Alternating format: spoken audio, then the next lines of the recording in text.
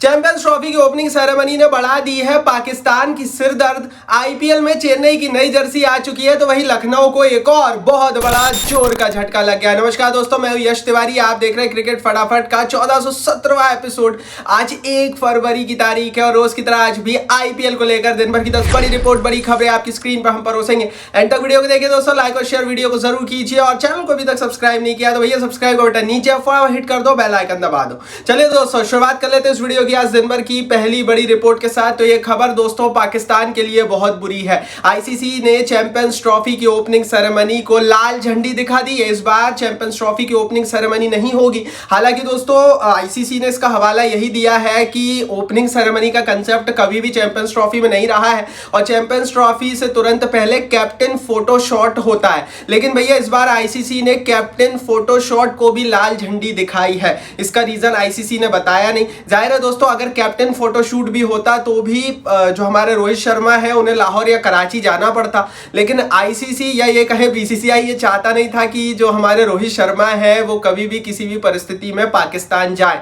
और ऐसी स्थिति में दोस्तों मुझे लग रहा है कि इसीलिए भैया हमारे बीसीसीआई ने आईसीसी से कहकर, क्योंकि अब तो आईसीसी पे सब कुछ कब्जा अपने ही है, ये जो सेरेमनी है ये कैंसिल कराई है। पाकिस्तान के लिए अच्छी खबर नहीं है, इसलिए क्योंकि एक बड़े दशकों बाद पाकिस्तान में एक बड़ा आईसीसी इवेंट हो रहा है और पाकिस्तान चाहता था कि पूरी ताकत दिखाए ओपनिंग सेरेमनी में, अपना पूरा सब कुछ दिखाए दुनिया को, लेकिन आईसीसी ने स्थगित कर दी है। अब इसका किसे फायदा किसे नुकसान होगा ये तो आप बताओ कमेंट बॉक्स में। नुकसान तो सीधा सीधा पड़ोसी को ही लग रहा है। आगे बढ़ते हैं दूसरी बड़ी रिपोर्ट की, दूसरी बड़ी खबर की दोस्तों यहाँ से बात करते हैं। तो पाकिस्तान क्रिकेट बोर्ड ने एक दूसरी एडवाइजरी या फिर ये कह ले एक दूसरा बड़ा ऐलान भी कर दिया। पीसीबी ने कंफर्म किया कि बेशक आईसीसी ओपनिंग सेरेमनी ना कराए लेकिन लाहौर, कराची और रावलपिंडी में 3 अलग अलग स्टेडियम सेरेमनी कराएगा। पीसीबी इन स्टेडियम सेरेमनी में प्लेयर्स, पाकिस्तानी प्लेयर्स भी जो है वो इस स्टेडियम सेरेमनीज का हिस्सा होंगे।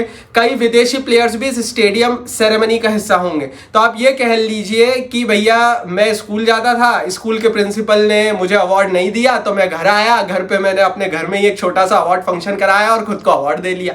ये लोग कर रहे हैं। अब ये खुद के ही सेरेमनी कराएंगे और खुद का ही बखान करेंगे। वैसे नियम होता है आईसीसी इवेंट से पहले आईसीसी ओपनिंग सेरेमनी को फैसिलिटेट करता है जिसमें आईसीसी के बड़े अधिकारी हिस्सा बनते हैं। अब क्योंकि पाकिस्तान क्रिकेट बोर्ड खुद की अपनी छोटी छोटी सेरेमनीज करा रहा है उसमें पाकिस्तान के खुद के लोग जाएंगे। जाहिर है इंडिया का तो कोई जाएगा नहीं, ना ही आईसीसी से कोई जाएगा। आगे बढ़ते हैं दोस्तों, तीसरी बड़ी रिपोर्ट की यहाँ से बात कर लेते हैं। तो ये खबर निकल कर आ रही है टीम इंडिया के चैंपियंस ट्रॉफी दौरे के हवाले से। टीम इंडिया दोस्तों 15 फरवरी को दुबई के लिए उड़ान भरेगी। रिपोर्ट ये आई है दोस्तों कि 19 तारीख से चैंपियंस ट्रॉफी की शुरुआत है। भारत को 20 तारीख को अपना मैच खेलना है। पूरा शेड्यूल ऑलरेडी चैनल पर मैं डाल चुका हूं, नहीं देखा है तो फटाफट चैनल खोलकर देख लो। मैच बाय मैच डिटेल में वेन्यू के साथ पूरा शेड्यूल चैंपियंस ट्रॉफी का डाल दिया। तो 20 तारीख को भारत अपना पहला मैच खेलेगा, लेकिन 15 तारीख को ही भारतीय खिलाड़ी दुबई पहुंच जाएंगे। आपको बता दूं दोस्तों कि 19 तारीख से पहले भारत का एक वार्म अप मैच होने वाला है। यह वार्म अप मैच या तो यूएई के साथ भारत खेलेगा या फिर बांग्लादेश के साथ भारत खेलेगा। लेकिन इन सारी परिस्थितियों में भारत को 15 तारीख को जो है मतलब 15 दिन बाद दुबई चैंपियंस ट्रॉफी के लिए पहुंचना पड़ेगा। तो भारत के इस चैंपियंस ट्रॉफी दौरे के लिए लाइव बनता है, क्योंकि बेशक हमारे बड़े प्लेयर्स उस तरह के फॉर्म में दिखे नहीं है। डोमेस्टिक क्रिकेट भी इस समय हमारे सारे बड़े प्लेयर्स खेल रहे हैं, लेकिन जब इंटरनेशनल इवेंट होगा ना तो इन्हीं से ही सारी उम्मीदें रहेगी और भाई इनमें से कोई भी फॉर्म में आ गया ना तो सबकी बैंड बजा देगा। चलिए दोस्तों आगे बढ़ते हैं, अब चौथी बड़ी रिपोर्ट की बात कर लेते हैं। तो इस साल का भी अपना पूरा कैलेंडर मार्क कर लीजिए, क्योंकि इस साल भी ताबड़तोड़ क्रिकेट हमें देखने को मिलने वाला है। दरअसल दोस्तों चैंपियंस ट्रॉफी की शुरुआत हो रही है, हम सबको पता है 19 तारीख से 9 मार्च तक जो है वो चैंपियंस ट्रॉफी का मजा हमें देखने को मिलेगा।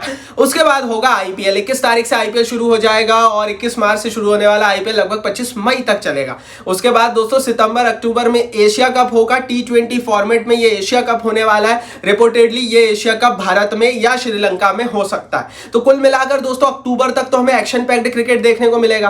फिर नवंबर और दिसंबर में हम नीलामी की तैयारियां करेंगे। अगले साल दोस्तों फिर T20 वर्ल्ड कप होने वाला है, जो कि हो सकता है फरवरी मार्च में हो और भारत में होने वाला है अगला T20 वर्ल्ड कप, और फिर अगले साल का आईपीएल। तो भैया इस बार भी बहुत क्रिकेट देखने को मिलने वाली है। लाइक बनता है, लाइक का बटन नीचे है। और वर्ल्ड कप तो दोस्तों अब ऐसे होगा कि लगभग हर ही साल होते हैं। 2024 में T20 वर्ल्ड कप हुआ हुआ, 2025 में अभी ये चैंपियंस ट्रॉफी हो रही है और 2026 में फिर से T20 वर्ल्ड कप हो जाएगा, फिर 2027 में ओडीआई फॉर्मेट का वर्ल्ड कप है। तो वर्ल्ड कप तो भैया हर साल हो रहे हैं। अब ये सही है या गलत, ये तो आप बताओ ना कमेंट बॉक्स में। क्रिकेट तो आप भी देखते हैं और आप जो देखते हैं वही क्रिकेट दुनिया में चलती है भैया। फैन से बड़ा कोई नहीं, लाइक बनता है हर एक क्रिकेट फैन के लिए। आगे बढ़ते हैं, 5वीं बड़ी रिपोर्ट की दोस्तों यहाँ से बात कर लेते हैं। तो दोस्तों ये रिपोर्ट निकल कर आ रही है टीम इंडिया के हवाले से। इंग्लैंड को भारत ने चौथे T20 मैच में हरा दिया। चौथा T20 मैच भारत ने 15 रनों से जीतने के बाद भारत 3-1 से इंग्लैंड के खिलाफ बढ़ोतरी ले चुका है।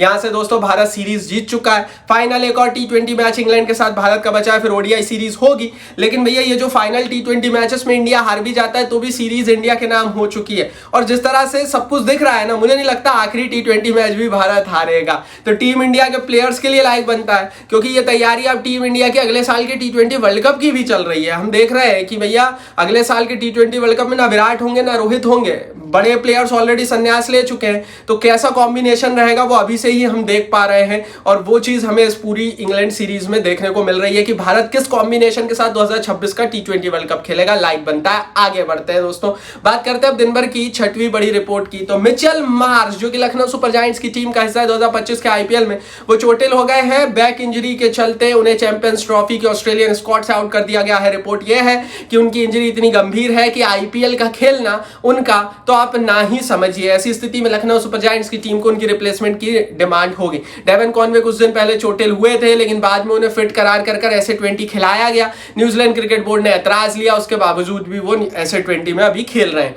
लेकिन जो पूरी परिस्थिति है वो ये बताती है भैया कि मिचेल मार्श का बाहर जाना तो कंफर्म है। हालांकि अगर मैं लखनऊ सुपर जायंट्स की टीम की बात करूं तो बल्लेबाजी के पैमाने पर अगर मिचेल मार्श को तोला जाए तो वहां पर उतनी नीड थी नहीं इन्हें, बिकॉज ऑलरेडी इनके पास बड़े बड़े विदेशी बल्लेबाज हैं। इंडियन नहीं है पर विदेशी है। पर मिचेल मार्श का जो ऑलराउंडर टच था उसको बहुत मिस करेगी अगर मिचेल मार्श नहीं आते लखनऊ की टीम। बाकी इस पर आप अपनी राय कमेंट बॉक्स में लिखो मिचेल मार्श को लेकर। चलिए दोस्तों आगे बढ़ते हैं, अब 7वीं बड़ी रिपोर्ट की बात करते हैं। तो चेन्नई सुपर किंग्स की टीम 2025 के आईपीएल में नई जर्सी के साथ उतरेगी। इस समय आप स्क्रीन पर देख पा रहे होंगे दोस्तों कि चेन्नई सुपर किंग्स का प्रिंसिपल स्पॉन्सर चेंज हो गया है। पिछले साल के आईपीएल में TVS euro group Chennai super Kings का प्रिंसिपल स्पॉन्सर था, लेकिन इस बार रिसेंटली अब चेन्नई की नई जर्सीज रिवील्ड हो गई हैं, जिसमें एतिहाद एयरवेज चेन्नई सुपर किंग्स का प्रिंसिपल स्पॉन्सर या पार्टनर है।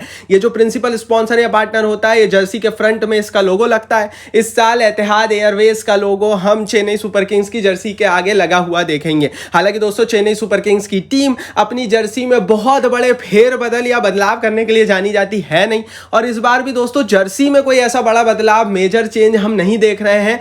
सिर्फ यही देख पा रहे हैं कि एतिहाद एयरवेज का लोगो लगेगा। अब दोस्तों इस पर आप अपनी राय जरूर लिखो। चेन्नई की टीम अब तक काफी सफल रही है। क्या आप चेन्नई को एक बिल्कुल अलग जर्सी में देखना चाहते हैं, या फिर जो जर्सी है वैसी ही चेन्नई की पहचान है? इस पर आप अपनी राय कमेंट बॉक्स में जरूर लिखना। दोस्तों 8वीं बड़ी रिपोर्ट की यहाँ से बात कर लेते हैं। तो ये खबर दोस्तों निकल कर आ रही है विराट कोहली के हवाले से। अब बहुत सारे लोग बोलते हैं विराट को लेकर कि इन्होंने पेड पीआर किया, बहुत सारे लोग बोलते हैं नहीं किया। लेकिन एक व्यक्ति की क्या वैल्यू है उसका अंदाजा उसके पीछे खड़े लोगों से लगाया जा सकता है। सोशल मीडिया फॉलोइंग की बात नहीं कर रहा हूं, मैं बात कर रहा हूं भैया दिल्ली और रेलवे के बीच चल रहे रणजी मैच की। पहले दिन ऑनलाइन जियो सिनेमा पर देखने वालों की संख्या 94 लाख थी, मैदान पर तो लाठीचार्ज हो गया।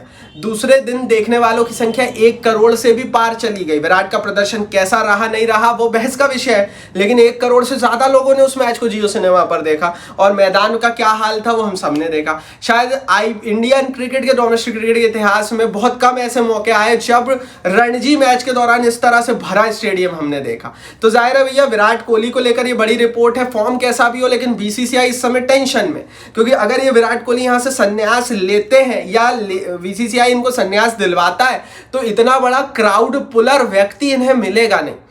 विराट कोहली, रोहित शर्मा और महेंद्र सिंह धोनी, हम इन्हें भारतीय क्रिकेट की धुरी इसलिए बोलते हैं, ये तीनों खिलाड़ी क्राउड पुलर है। ये चले या ना चले, इनको देखने के लिए क्राउड आता है, और इसीलिए इन तीनों के लिए लाइक बनता है। और इसीलिए बीसीसीआई भी समझ ले भाई कि आप कितने ही षड्यंत्र रच लो, हमारे इन बड़े खिलाड़ियों को, स्पेशली रोहित और विराट कोहली को नीचे गिराने के लिए जनता साथ खड़ी है, इन दोनों के साथ लाइक बनता है। आगे बढ़ते हैं दोस्तों, अब यहाँ से बात करते हैं दिन भर की 9वीं बड़ी रिपोर्ट की। तो ये खबर दोस्तों विराट कोहली को ही लेकर आ रही है। विराट कोहली का जो बैड पैच है वो अभी भी कंटिन्यू हमें देखने को मिला। रणजी के दौरान जब बैटिंग करने उतरे मात्र 6-7 रन बनाकर वो आउट हो गए।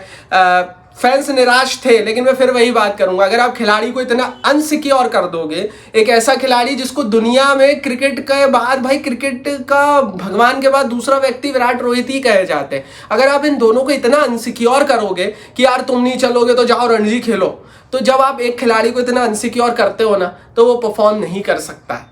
मेरे हिसाब से अगर आपकी किसी पर्टिकुलर प्लेइंग 11 में या स्क्वाड में जगह ही कंफर्म नहीं है और बीसीसीआई आपसे सख्त बोल दे यार जाकर रणजी खेलो, तो यार आपके ऊपर क्या बीतेगी जब आप इतने लेवल का क्रिकेट खेल रहे हो। जिसने आपको वर्ल्ड कप जिताया अभी रोहित शर्मा ने, उससे आप जाकर खेल रहे हो जाकर रणजी खेलो। यार ये क्या चल रहा है गंभीर के उसमें, मुझे नहीं समझ में आ रहा। भाई महेंद्र सिंह धोनी की भी कप्तानी हमने देखी है, लेकिन महेंद्र सिंह धोनी की कप्तानी में प्लेयर को इतना नीचे नहीं गिराया गया कि आपको रणजी नहीं खेलोगे तो टीम इंडिया से ही आउट करेंगे और जबरदस्ती रणजी खिलाया गया। ये पहली बार देखने को मिला है। आवाज क्यों नहीं उठती इन बातों पर, ये तो आप बताओ कमेंट बॉक्स में। मेरे हिसाब से जो one of the greatest of the great player है, उन्हें रणजी नहीं खेलना चाहिए। आप उनके क्रिकेट के स्तर को गिराकर उनसे रणजी खिलवा रहे हो, और अगर वो परफॉर्म वहां नहीं कर पा रहे हो तो आप बोल रहे हो देखो इसका खराब फॉर्म है। भाई जब आपने उस पर्टिकुलर प्लेयर को इतना इनसिक्योर कर ही दिया है कि उसको उसकी जगह की ही पता नहीं है कि वो खेलेगा या नहीं खेलेगा, तो कहां से परफॉर्म कर पाएगा। भाई आदमी कॉन्फिडेंट ही नहीं है, कहां से परफॉर्म कर पाएगा। तो इनके खराब फॉर्म से मुझे टेंशन नहीं है, मुझे टेंशन हो रही है बीसीसीआई के जो नए हेड बनकर बैठे हुए हैं, कोच वोच। भाई इन्होंने बेड़ा गर्क कर देना है बीसीसीआई का। ये नई टीम बनाएंगे, ये बहुत बुरी स्थिति लाएंगे, देख लेना आप। अगर इन्होंने विराट रोहित के साथ ऐसा ही किया, बड़े प्लेयर्स के साथ ऐसा ही किया, तो ये भारतीय क्रिकेट के लिए अच्छा नहीं है। बाकी इस पर आप अपनी राय लिखो। 10वीं बड़ी रिपोर्ट की से बात कर लेते हैं।